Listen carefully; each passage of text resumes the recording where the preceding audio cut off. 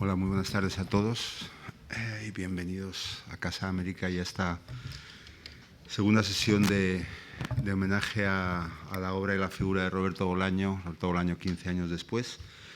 Y vamos a dar continuidad a la mesa redonda que tuvimos ayer acerca del legado de Roberto Bolaño, con la segunda mesa que es, que se desarrollará bajo el título, por decirlo así, de Otras miradas. Voy a ir presentando por orden de intervención, antes de cada intervención de los invitados, y en primer lugar voy a dar la palabra a Miguel Casado, poeta y estudioso también de la poesía, autor de los poemarios invernales, La condición del pasajero, Inventario, Falso movimiento, La mujer automática, Tienda de fieltro, y El sentimiento de la visita. Ha sido antologado también en Francia y algunos de sus poemas se han traducido al portugués, inglés, alemán, árabe y neerlandés. Es responsable también, autor de libros de poética, como Del caminar sobre hielo, La poesía como pensamiento, La experiencia de lo extranjero, La palabra sabe, o Literalmente y en todos los sentidos, desde la poesía de Roberto Bolaño, que también es una de las razones por las que nos acompaña hoy especialmente. Es también traductor de la obra de Paul Verlaine, Rimbaud y Bernard Noël, entre otros. Y le doy la palabra para que intervenga con su ponencia bajo el título de Desde la poesía de Roberto Bolaño.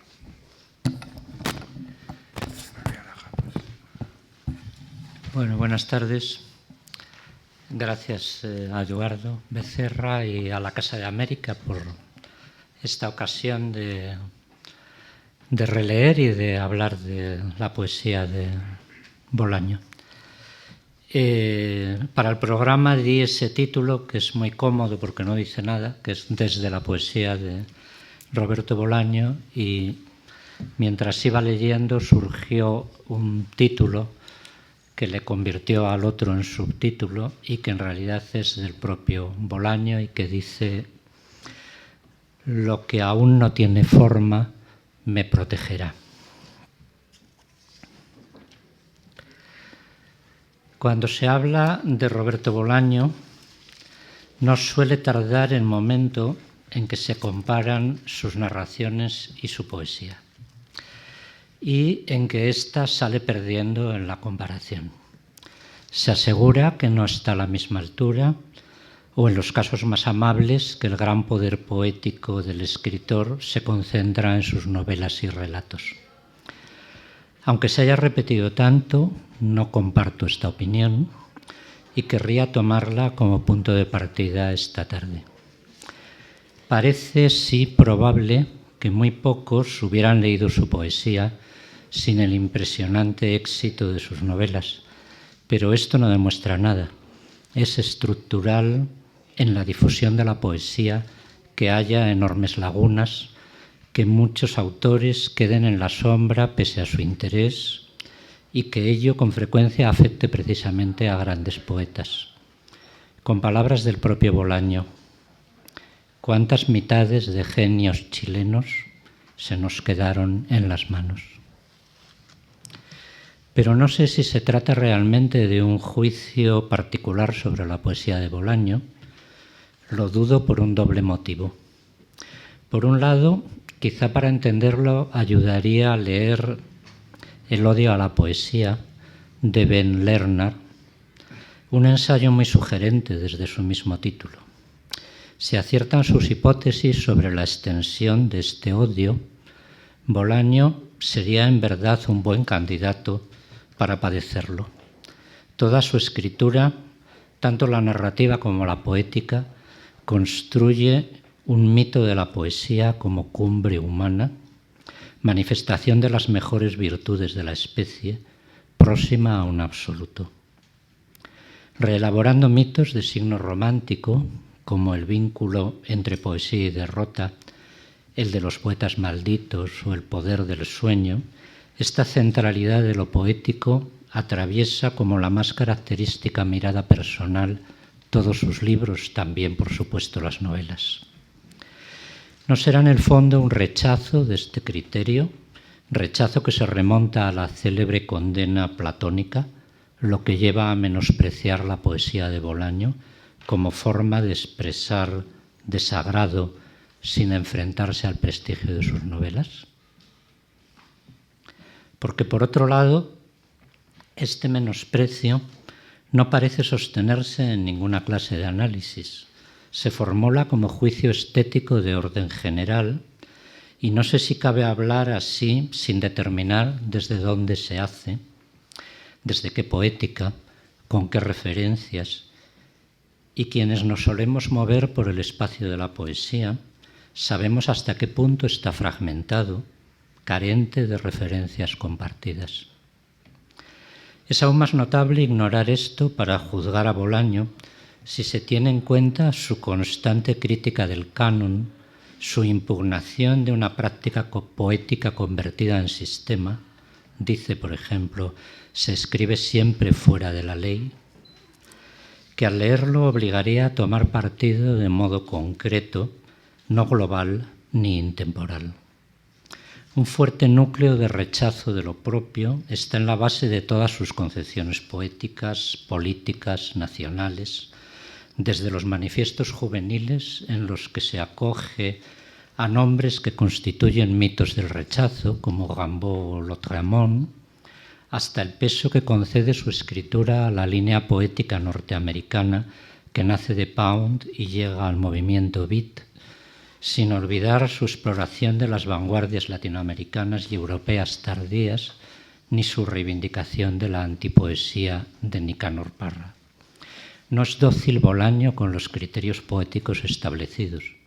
Hasta sus personajes parecen crecer de la inconmensurabilidad entre las lenguas que los nombran. Asume aún que la belleza es el valor absoluto, pero con la contradicción de considerarla absolutamente móvil y múltiple, nunca válida de por sí. Dice, por ejemplo, la belleza aparece, se pierde, reaparece, se pierde, vuelve a aparecer, se diluye, al final solo escuchas las pulsaciones de un pozo que es tu corazón. Así, a diferencia de aquellos juicios generales, sus poemas van advirtiendo desde dónde se mira, se detienen con frecuencia en esta precisión, se articulan incluso en torno a ella, como muestra la reiterada imagen del caleidoscopio, realidad fragmentada y que a cada momento se ve de manera distinta. Pero además, la propia mirada muta tanto como su objeto, e incluso el sujeto va extrañamente alternando su posición dentro y fuera de ella. Dice él mismo como si estuviera dentro de un caleidoscopio y viera el ojo que lo mira. Al fin y al cabo, puede que la corrosiva ironía que alimenta su escritura no sea sino esta conciencia de la mirada, esta externalización, esta escisión, comparecencia ante sí misma. Todo el campo de análisis que abrió al borde de 1800 Friedrich Schlegel, su nueva concepción de la ironía, aún extrañamente poco explorada, podría resumirse en la permuta y la simultaneidad constantes de esta gama de posiciones, tal como se da en Bolaño. Sus poemas, pese a la buscada apariencia de espontaneidad confesional, surgen en el seno de una sostenida reflexión sobre la poesía, sobre lo poético y de un infrecuente saber acerca de lo que se ha jugado y sigue jugándose en la historia de la poesía y en el campo de la poesía moderna.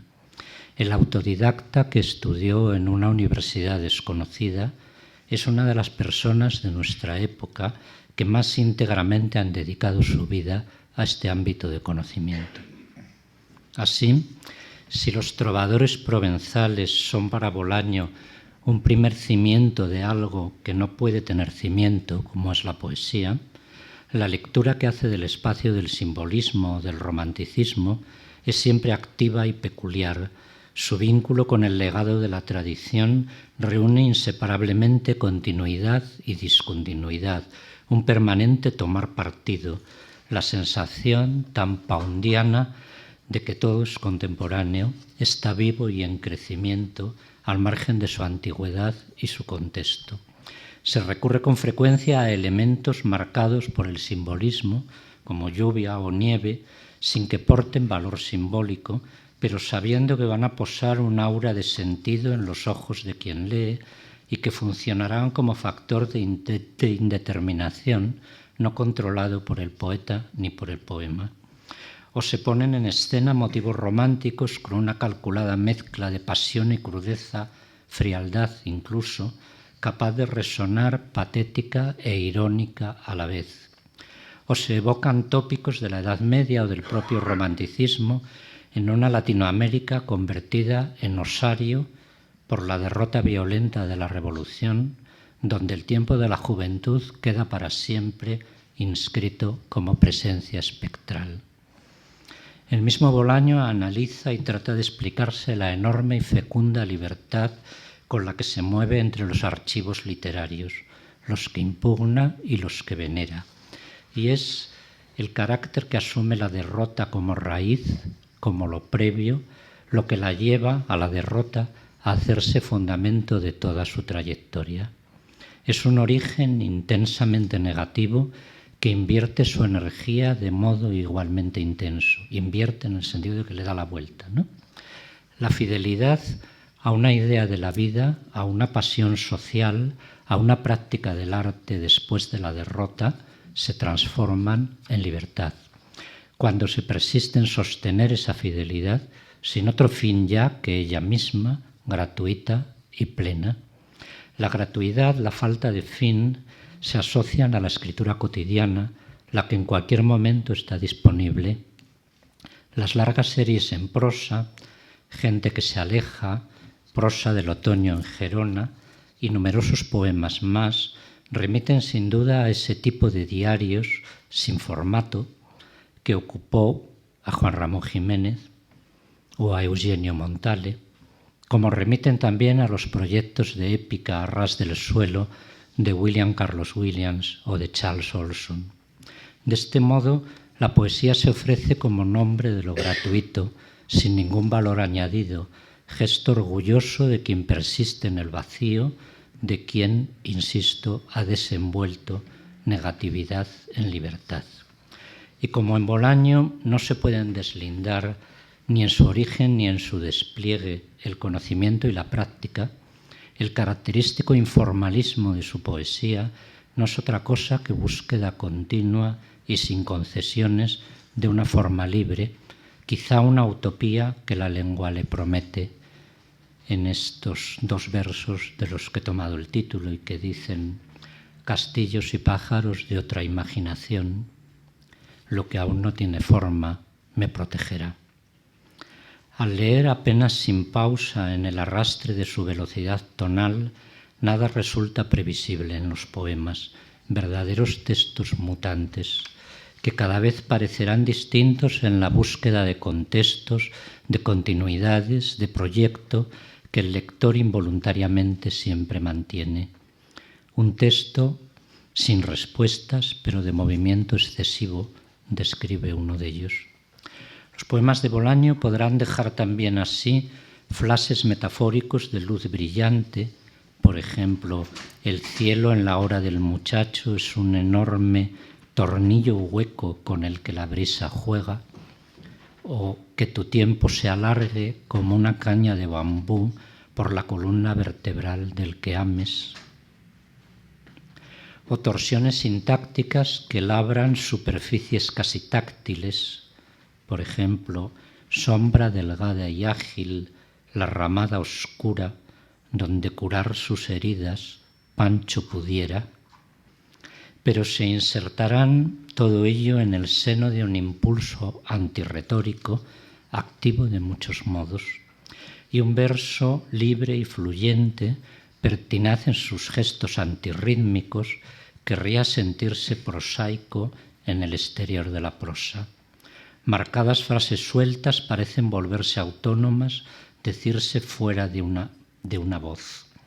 Los poemas gustan de autodefinirse como reconociéndose en lo que van diciendo de otro objeto. Por ejemplo, frases carentes de tranquilidad, aunque la imagen que refractan permanezca quieta como un ataúd delante de una cámara fija. En este curso, el misterio, la vieja palabra del simbolismo, vendría a recolocarse en el espacio de la materia. Cada palabra, aparte de tener su o sus sentidos, está habitada por vibraciones que la desplazan y multiplican fuera del catálogo retórico. Es un tipo de desplazamiento sonoro y existencial en cada término, en cada frase, cuyas recámaras huecas podrían quizá asociarse a la impronta de lo espectral que he mencionado antes, ambiguos espectros sonoros. Así no habría propiamente imágenes, sino fragmentos de vida que irrumpen atravesando el papel y dejando indeterminada su huella. Aunque todo esto que digo pueda tomarse como intento de describir la lengua de los poemas, estas irrupciones no son un procedimiento formal, sino la manera en que la poética de Bolaño atraviesa la lengua. La mencionada vibración remite a la vida que precedió al poema, a la vida que habrá seguido después de él. Expresa la porosidad poema-vida, poema-no poema, sin que haya una barra separadora. Hay apenas una decisión momentánea, circunstancial, azarosa, que elige sin determinar. La identidad entre vida y poesía, lejos de sus fuentes románticas y vanguardistas, reúne aquí una gama compleja de niveles y actitudes, de sentidos y realidades, del mito del poeta héroe al anonimato del que vive en medio de la vida de todos, con y como todos. Y el arrastre de la escritura, las materias que se van sedimentando en ella, vienen de allá, pero seguramente conducen aquí. Citaba antes en otro contexto, al final solo escuchas las pulsaciones de un pozo, que es tu corazón.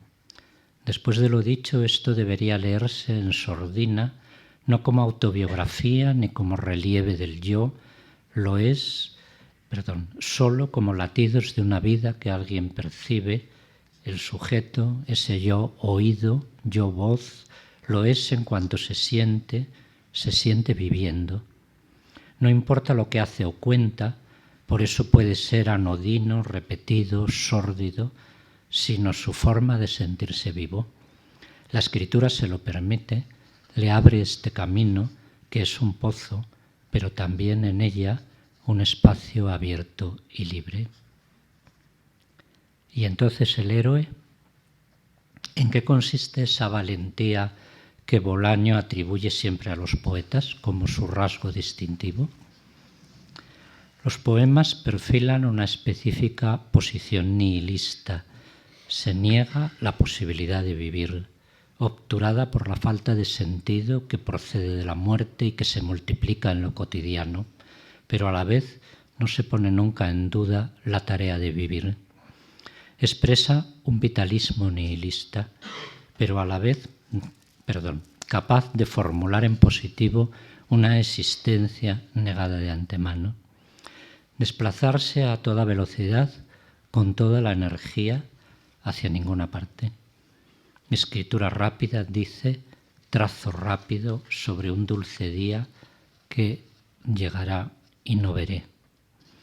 Podría llamarse melancolía a este tipo de fuerza contradictoria que parece hacer compatibles la esperanza y la desesperación, el frenético ir hacia adelante y el extremo pálpito de pérdida, la mirada elegíaca. Y en su seno una aspereza de los personajes y también de su lengua, un choque abrupto que no se distingue del escribir. Dice, la violencia es como la poesía, no se corrige. Olvido García Valdés, en su texto para Archivo Bolaño, ha visto en esta opción vital un signo de época, con su trama de emociones y tomas de partido que se confunde con el pulso de su poesía y da cuerpo al mundo de sus novelas.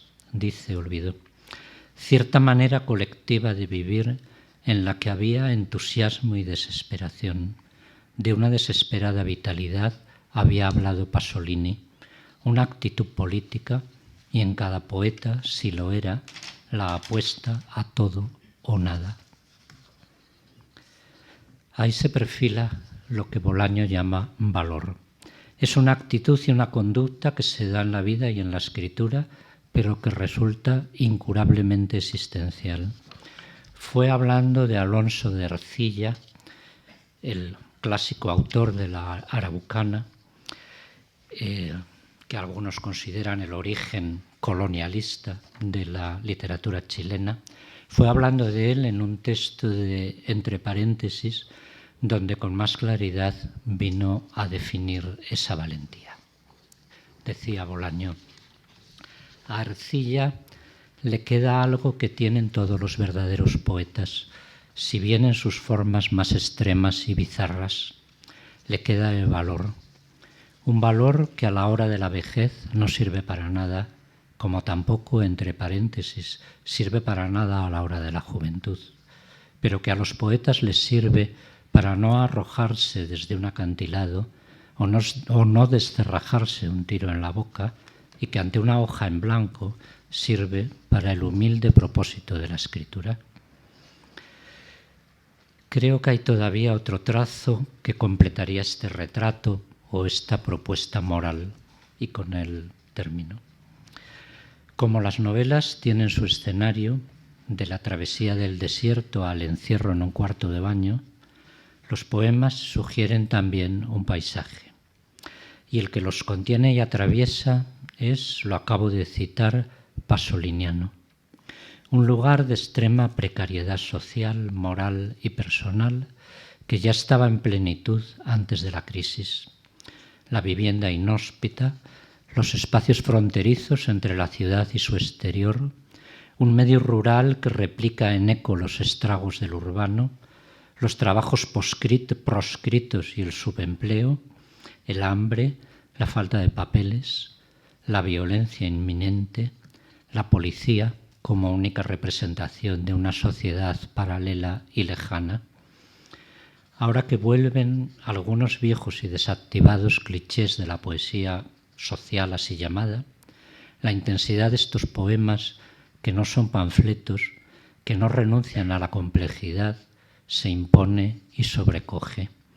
El entorno del camping y sus personajes en Gente que se aleja, o el poema en que el poeta y su padre coinciden en el hospital ingresados en una habitación colectiva, son fragmentos certeros del horror social y existencial. Dice Bolaño en un poema de una parte que se titula Mi vida en los tubos de supervivencia: soñé con dos pintores que aún no tenían 40 años cuando Colón descubrió América. Uno clásico, intemporal, el otro moderno siempre, como la mierda. Y ahí parece quedar sellada esta forma personal del no future, que es la forma Bolaño.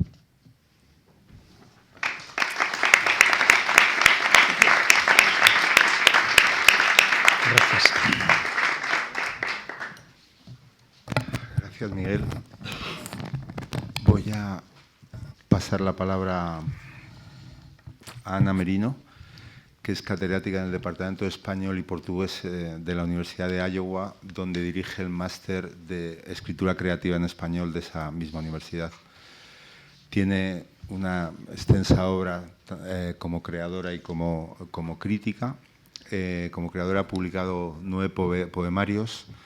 Voy a destacar solo algunos de ellos, como Preparativos para un viaje, que fue premio Adonai en 1994, o Curación, de 2010, que tuvo el acceso al premio Jaime Gil de Viedma, o su más reciente, El viaje del vikingo soñador. Es también, ese es un poemario, infantil, Hagamos caso al tigre, y El viaje del vikingo soñador. También es autora de la novela juvenil El hombre de los dos corazones, y de las obras de teatro Amor muy frágil, las decepciones, la redención y la obra infantil Salvemos al elefante. Tiene publicados los libros académicos 10 ensayos para pensar el cómic hispánico y Chris Ware, La secuencia circular. Por sus artículos breves sobre el cómic recibió el premio Diario de Avisos, por su tribuna Mujer con abanico, recibió el acceso del premio Carmen de Burgos de divulgación feminista de la Universidad de Málaga y ha comisariado 4 exposiciones sobre cómics. Es frecuente colaboradora en El País con artículos de opinión. Nos va a hablar de las pulsiones dibujadas en Roberto Bolaño. Muchísimas gracias por esta maravillosa oportunidad de estar aquí celebrando a Bolaño, para traerle aquí y para sentirle que está con nosotros, y es un placer compartir esta mesa donde tener la oportunidad de pensar en Bolaño es reivindicar releer a Bolaño, y han pasado 15 años y ha habido distintas generaciones, y yo creo que es importante que los jóvenes descubran a Bolaño y lo incorporen a su imaginario literario, porque Bolaño conecta con muchas tendencias y anticipa muchas cosas.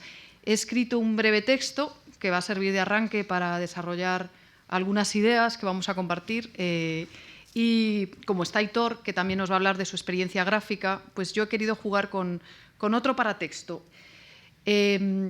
Roberto Bolaño, en su discurso de aceptación del Rómulo Gallegos en 1999 por la novela Los detectives salvajes, que había sido premio Herralde en el 98, evocaba las pulsiones de su infancia, los gestos que construían su ser y definían un problema de índole verbal y geográfico que estaba aderezado por una dislexia que nunca fue diagnosticada. Bolaño, en su discurso de Caracas, quería reivindicar el pensamiento libre que articulaba su peculiar lógica, enraizar la verosimilitud de su pensamiento literario con su existencia cotidiana, con las vivencias de un niño que juega al fútbol, y en esa dinámica de su juego están las claves del hombre adulto que analiza su propia lógica. Bolaño jugaba al fútbol de pequeño y su número era el 11, un número que, según explica, era, y lo dice él en este discurso, el número de Pepe y de Zagallo en el Mundial de Suecia. Cuando leo esa parte del discurso, en mi cabeza se activa la curiosidad futbolera y escarbo en los archivos de la FIFA tratando de imaginar la alineación que recuerda el escritor. El Bolaño que evoca el fútbol en su discurso de 1999 está mezclando imágenes de varios mundiales emblemáticos de su infancia. En la alineación brasileña del Mundial de Suecia de 1958, Zagallo, alineado como delantero, llevó el número 7 y Pepe, también delantero, llevó el número 22. El número 11 lo llevó el delantero Manuel dos Santos, alias Garrincha, un jugador que había nacido en Pau Grande el 23 de marzo de 1933 y que, como cuenta Alfredo Relaño, que no Bolaño, en una de sus crónicas, Garrincha había sido un niño atacado por una poliomielitis leve que le dejó una pierna algo más corta que otra y con la rodilla metida un poco hacia adentro.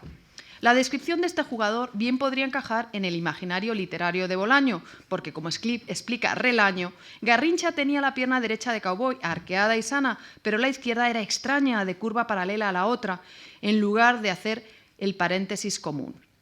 Relaño añade que Garrincha jugó, pese a ese aspecto peculiar, extraordinariamente bien, que fue celebridad mundial por sus proezas en los mundiales de Suecia y de Chile, los cuales ganó con Brasil. Y nos recuerda que al primer mundial, al de Suecia, fue como suplente de Joel y Pelé estaba como suplente de Altafini. En el tercer partido los sacó a ambos y se forma la delantera. Pero que en el Mundial de Chile de 1962 Pelé se lesiona pronto y es Garrincha el que carga con todo el peso del equipo y lo hace campeón. En ese Mundial de Chile, en el que Bolaño ya tiene 9 años, el equipo brasileño tuvo a Pepe como delantero con el número 11 y Zagallo con el 21 y a Garrincha con el 7. El único que repite número es Pelé, que ambos mundiales jugó con el número 10. En 1968, cuando Bolaño es adolescente, se muda con su familia a México. En 1970, el Mundial de Fútbol será en México y volverá a ganar Brasil. En este caso, el técnico del equipo es Zagallo, Pelé es el 10 como delantero y el 11 es el mediocampista Ribeiro. Eso en 1977, con 24 años, se irá Bolaño a España.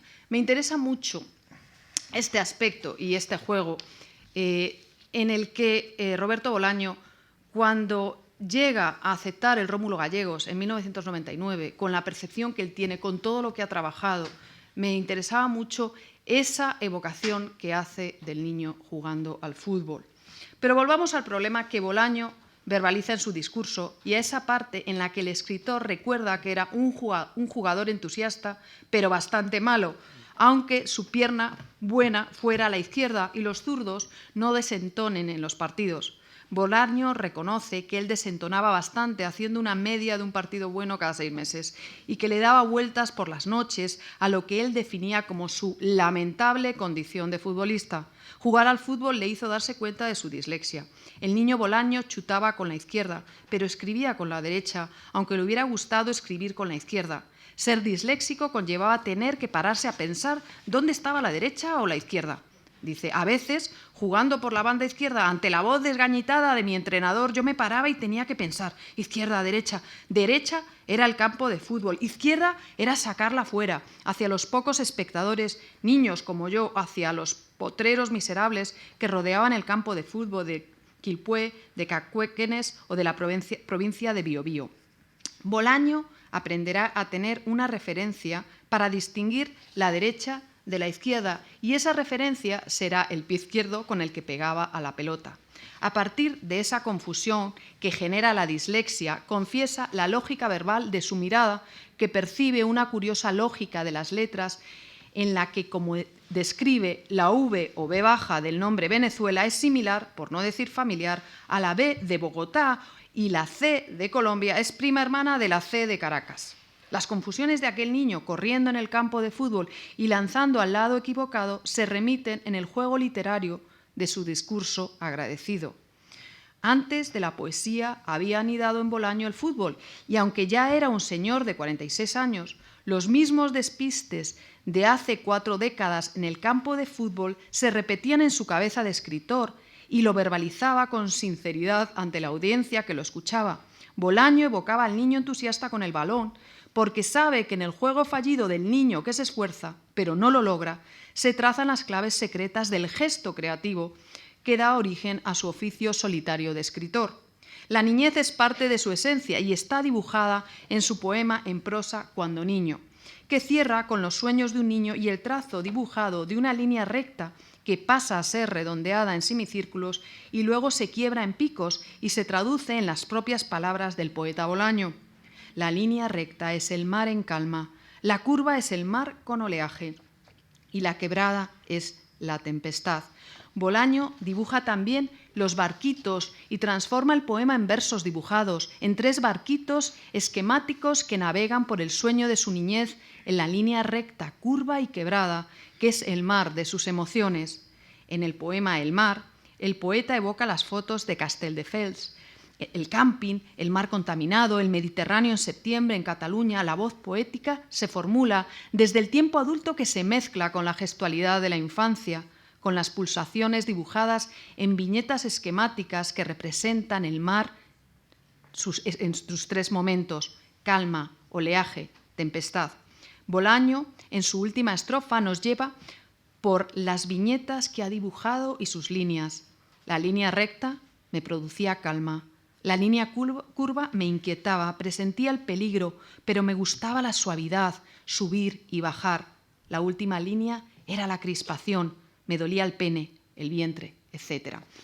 Con este arranque he querido un poco homenajear esa mirada, además que en el discurso que se podría conectar también con el cuento de Buba, que le dedica a Juan Villoro, donde habla de un jugador de fútbol, el personaje de Acevedo, y cómo se relaciona con el jugador Buba, y que también recoge esos mismos guiños que está haciendo Bolaño en su discurso, porque tiene de pronto una necesidad de hacer un juego patafísico, ¿no?, con su propia existencia recogiendo el premio y el significado que tiene, y el juego de cosas y de situaciones absurdas que sin embargo sucedido de si hay magia en el fútbol o es un simple azar, ¿no? Entonces, me gustó mucho pensar lo que nos ofrece Bolaño, todas las lecturas que tiene Bolaño y todas esas dimensiones y todas las texturas que en cierta medida hacen que crezcan los textos de Bolaño. Yo creo que Bolaño se puede releer muy bien y sigue creciendo. En ese sentido conecta muy bien con Borges, conecta muy bien con Cortázar y conecta muy bien con Kafka, ¿no? con esas texturas. Y en ese sentido también estoy muy de acuerdo con Miguel con que hay que recuperar la poesía, porque hay una esencia muy pura en ese Bolaño poeta que trasciende a través de su poesía y que se siente vivo en la poesía. En la prosa macera otra realidad, profundiza en el mal, etcétera, pero en la poesía es él que se desnuda, y eso es muy, muy bonito. Y bueno, quería este pequeño esbozo para dar paso a que sigamos evocando a otros.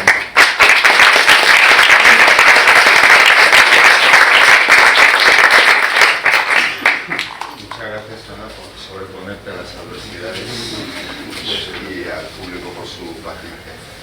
Voy a dar la palabra a Héctor Sarabia, que, bueno, por el currículum que me ha pasado es un auténtico todoterreno, escribe, dibuja, dice que pasea, escucha heavy metal y lee a Nicanor Parra y a Borges. Y aquí es una línea de su currículum que la ha copiado de mí, porque dice que pierde el tiempo siempre que puede. Es una cosa que yo también hago. Bueno, trabaja en distintos formatos y su obra va del dibujo, la pintura, poesía, fotografía, vídeo, la escritura y el arte de la acción, y también es un reputado y muy dedicado ceramista.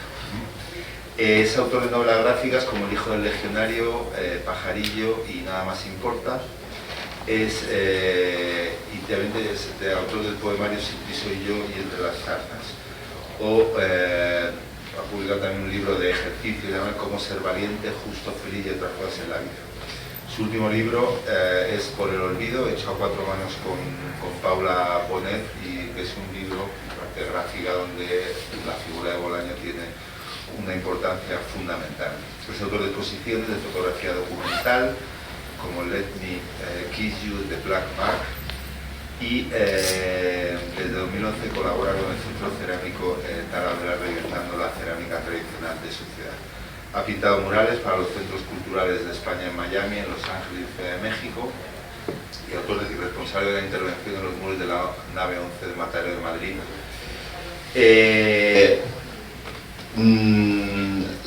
Bueno, es un poco difícil de resumir. Ya no grito. Es responsable también de una acción en la calle denominada Dibujos Curativos, performance literaria que le convirtió en uno de los invitados especiales de la Noche en Blanco 2009 de Madrid, en Santander 2016 o Musac. Nos va a hablar de por qué dejó, en este caso dejé de escribir y dejé de dibujar y empecé a escribir. Aitor. Bueno, muchísimas gracias. Es un honor estar aquí. Muchísimas gracias a Casa América y a toda la gente que ha hecho posible que yo esté aquí hoy.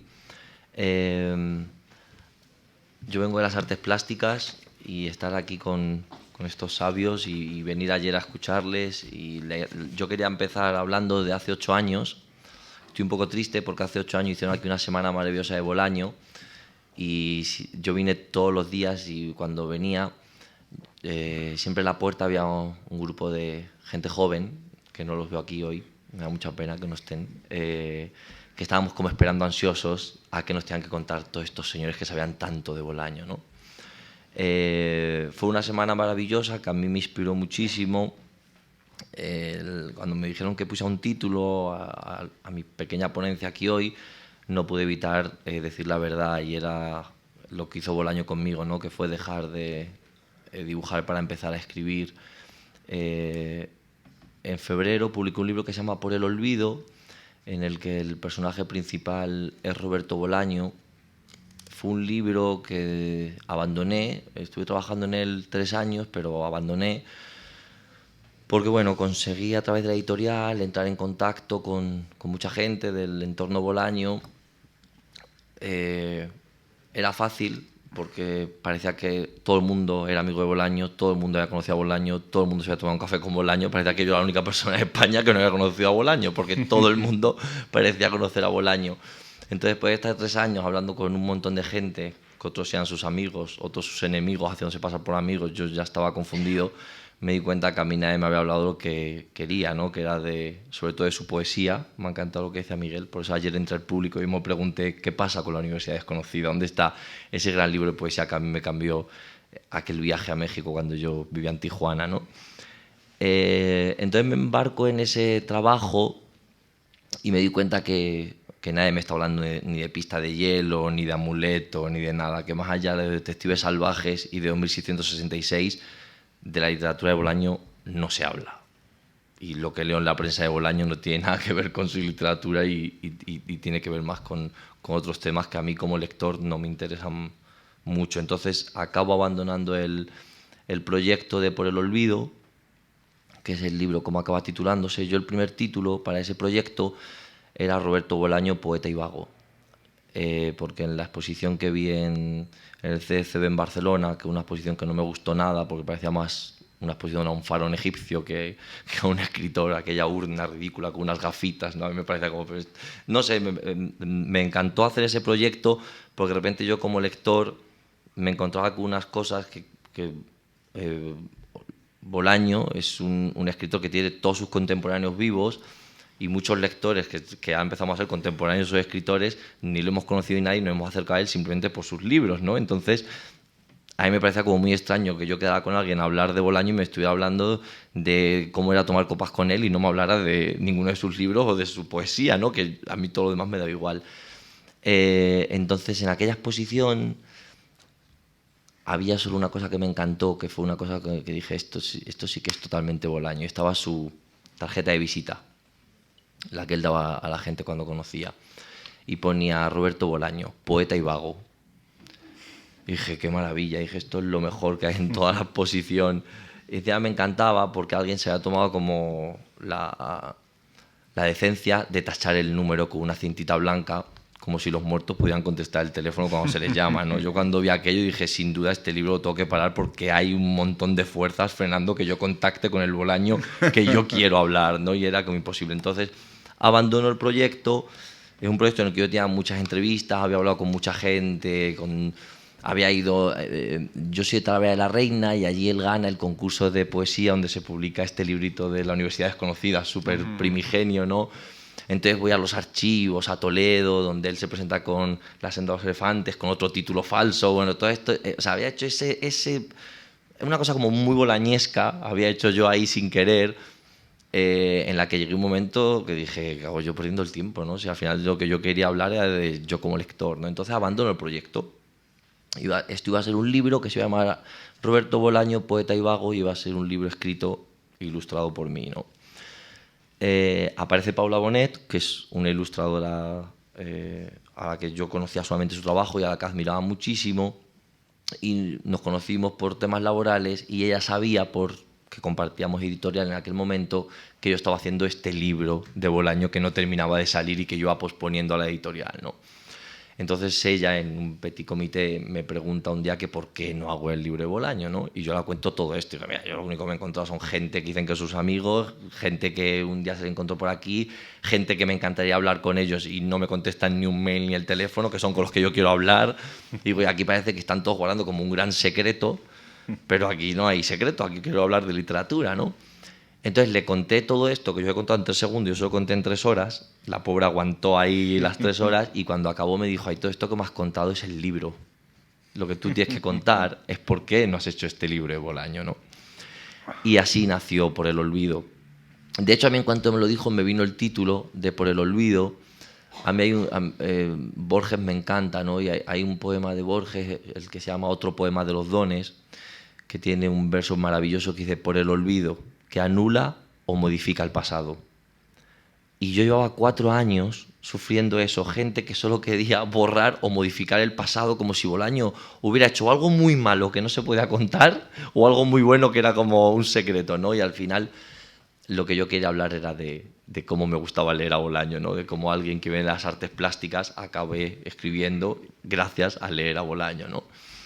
Empiezo este libro y, inspirado por Paula, y en un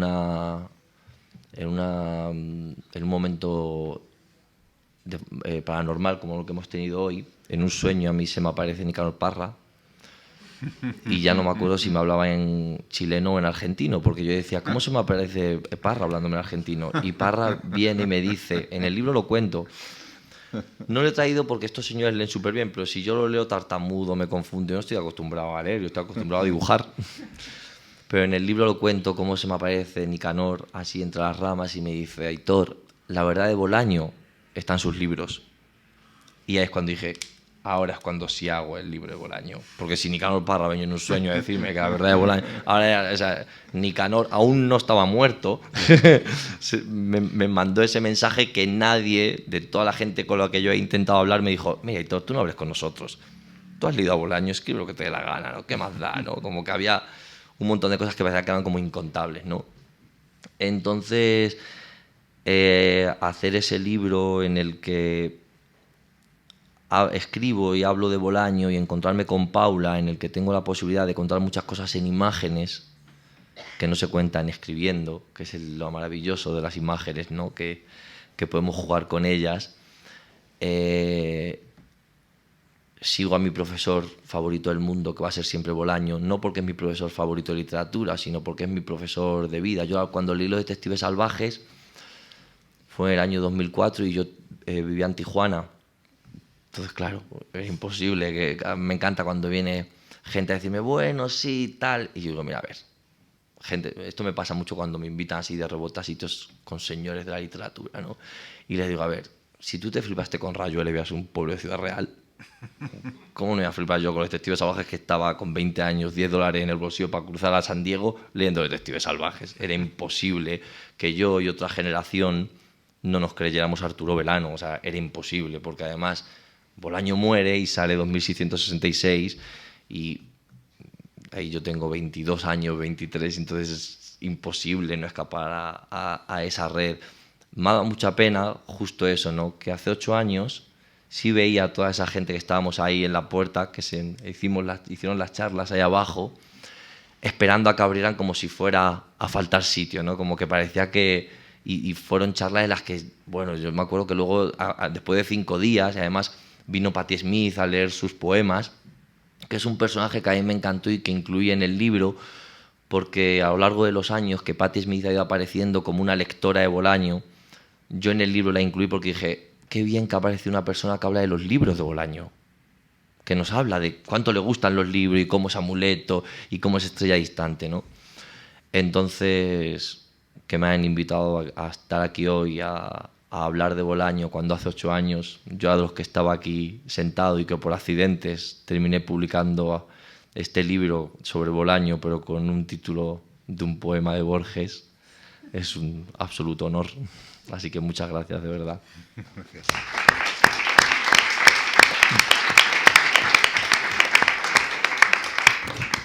Bueno, muchas gracias, Aitor. La imagen de Parra hablando en argentino en un sueño me ha parecido que es un cuento de Bolaño. O sea, me ha encantado. O de Parra también podría ser, ¿no? Bueno, no sé si queréis, primero siempre, ¿queréis comentar algo? A mí, de los otros. A mí me ha encantado porque ayer cuando Miguel ha reivindicado, me ha encantado el texto de Miguel y la reivindicación de la poesía de Bolaño. A mí, no sé qué pensáis vosotros, pero a mí me sorprende que un autor del nivel de Bolaño, tan conocido, que él se reivindica poeta, siendo el éxito, vamos a decir, de ventas que es y la calidad literaria que tiene, no todavía se le celebre como poeta. No sé qué pensáis vosotros, porque yo pienso lo mismo que has dicho tú, ¿no? De qué pasa con la poesía, ¿no? Ya no leo Bolaño, ¿qué pasa con la poesía? Bueno, yo ya lo he dicho como lo veo. O sea, claro. No, ¿Cómo lo veis vosotros? Yo veo que bueno, lo que hay que hacer es que la gente lea poesía. O sea, yo creo que la oportunidad que ahora que ha salido la poesía completa, ¿no? Que permite pues que nos podamos despertar otra vez y tener la curiosidad de descubrir otro Bolaño y además condensado, lo cual es una verdadera maravilla tener esa oportunidad. Y creo que las nuevas generaciones van a llegar a Bolaños sin esa capa de los amigos, que están muy bien, o de los que lo vivieron, sino decir, vamos a ver quién es el hombre que hay detrás y qué me está contando estos poemas. Y a mí me gusta mucho esa naturalidad con la que Bolaño explica el mundo cuando llegas como lector, ¿no? Y tomas los cuentos y lo mismo. Y en cada cuento hay unas dimensiones que a mí me recuerdan mucho a Cortázar, en ese sentido, la construcción de los sueños, los espacios, las sensaciones, historias completas. Eso lo tiene. Y luego, esos homenajes clásicos. Tú coges una novela de Bolaño y te vas hacia muchas historias. O sea, esa riqueza también está en la poesía. Y además, él se siente poeta, yo creo que persigue cuando decimos que era Borges, poeta o narrador, yo creo que persigue ese modelo, a lo mejor persigue ese modelo poliédrico, ¿no? de escritor completo, y creo que la poesía le daba sosiego, o sea, en mi interpretación, en cómo nos formulamos, porque el lector formula al escritor que lee y formula las referencias. Entonces yo creo que en la poesía había una forma de interpretar más íntima y que le tenía que dar un respiro, y también debe estar también en sus manuscritos, en esa forma de escribir, en esos documentos. Esa es mi interpretación. Sí, yo es que mi experiencia personal, yo es que no soy un lector de narrativa. Quiero decir que como hay mucha gente que dice que no es lectora de poesía, yo de narrativa leo poquísimo. Entonces leí un libro porque me lo recomendó un amigo. Leí Estrella Distante cuando salió, o sea, todavía no había sido el éxito de Los Detectives Salvajes, y lo que tuve, aparte de que me gustó muchísimo y me puse a leer todas las cosas después, lo que me quedó clarísimo es que ese señor era poeta. Es decir, me parece que desde el primer momento, o sea, era imposible hablar de los poetas y de la poesía y acercarse a eso de la manera que lo hacía él sin que fuera poeta. Y me parece que eso es la fuerza nuclear que alimenta todo lo que escribe. Es decir, que él hay un momento que yo creo que en buena parte por razones de supervivencia se pone sobre todo a escribir novelas y luego digamos que la ola lo va llevando, pero es su fuerza básica y lo que a él le interesa y lo que está presente a lo largo de todas las novelas es la poesía.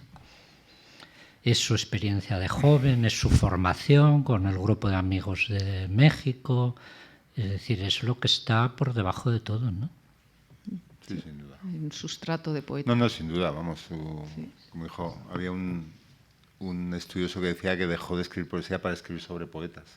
Y él siempre dijo que era fundamentalmente poeta y está en el eje de su literatura. Vamos, pero yo creo que también el cierto olvido de la poesía me parece que tiene que ver es un poco signo de los tiempos también. O sea, la novela es como el género estrella en general y tiene una mayor recepción y eso también influye. Sí, aunque está muy imbricada su poesía. Sí, yo he sentido un poco ese salto de generación del 2007 al 2018, esos 11 años sin poder conseguir la universidad desconocida, creo que ha dejado un vacío de generaciones leyendo la poesía de Bolaño, porque yo me acuerdo de leer 2166 y conseguir la universidad desconocida al instante y entiendes todo, justo lo que decías, dices, este es un poeta, hablando escribiendo sobre poetas, pero de repente 10 años sin poder conseguir la poesía hasta ahora es como, a mí me parece súper significativo, ¿no? Entonces, bueno, pero ahora ya está las librerías desde septiembre. Está toda la poesía. Por fin. Y además con la introducción no, de Manuel eso Vilas, eso que decía yo del odio a la poesía, creo que es un ensayo curioso, además es breve, tiene menos de 90 páginas y está escrito de esta manera que algunos estadounidenses escriben ensayos, o sea, como sin decir nada, y que se va leyendo con mucha soltura. Y es una idea, claro, él no nombra a Bolaño, solo nombra a sus profesores y a sus compañeros de la universidad y a Whitman al final, pero vamos.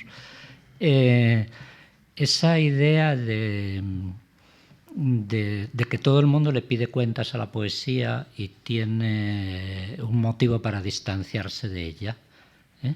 Es decir, por un lado, los poetas son muy prestigiosos en abstracto, pero luego en concreto la cosa no está nada clara. Está muy bien contado en ese libro, es muy sugerente, y yo creo que a Bolaño con su obra le pasa algo de eso, ¿eh? Le pasa algo de eso. Una pregunta que me llama la atención de lo que has dicho, Aitor. ¿Tú crees realmente que no tiene ahora ya tanto impacto Bolaño en generaciones más jóvenes? Porque yo, vamos, o sea, lo que has contado tú del impacto que te produjo, vamos, lo he oído ya, lo he oído también un poco en concreto a una escritora, recuerdo, y no es el único, vamos, de una generación anterior quizás. ¿Pero tú crees que...? Claro, me sorprende? Yo tengo la idea que sigue sí, siendo un autor que sigue enganchando. A mí me ha sorprendido, sobre todo, o sea, yo lo venía barruntando. Sobre todo porque cuando nosotros hemos sacado el libro, muchísima gente joven, que a lo mejor tiene ahora 20 años, venía a las firmas y mucha gente me preguntaba que si Bolaño existía. Y era como, y de hecho los libros se ocupaban de poner todos los libros de Bolaño en torno a nuestro libro, un poco para tal. Y a mí lo que más me ha sorprendido de verdad era que yo me acuerdo que éramos desconocidos, pero de verdad era maravilloso vernos allí, nosotros haciendo los infrarrealistas allí, esperando a entrar aquí, y hoy no está eso aquí ya. Entonces sí creo que ha habido una desconexión, y te digo, más allá de 2666 y los detectives salvajes, ya por curioso y morbosidad me gustaría saber cuánto se vende cualquier otro libro de Bolaño. Y si la gente joven realmente está llegando a eso. Pero también te digo, yo lo he achacado a que como la poesía es para los jóvenes que abren los ojos en la oscuridad, como otros aquí antes, y ha estado 10 años sin poesía, pues ha habido una maldición sobre los lectores de Bolaño, que ahora ya espero que desaparezca. Pero yo creo que... Sí, sí. Bueno, sí, yo creo que es el momento, como es costumbre y un deber, de dar la palabra al público para que haga la pregunta que quiera y dirigida a quien quiera.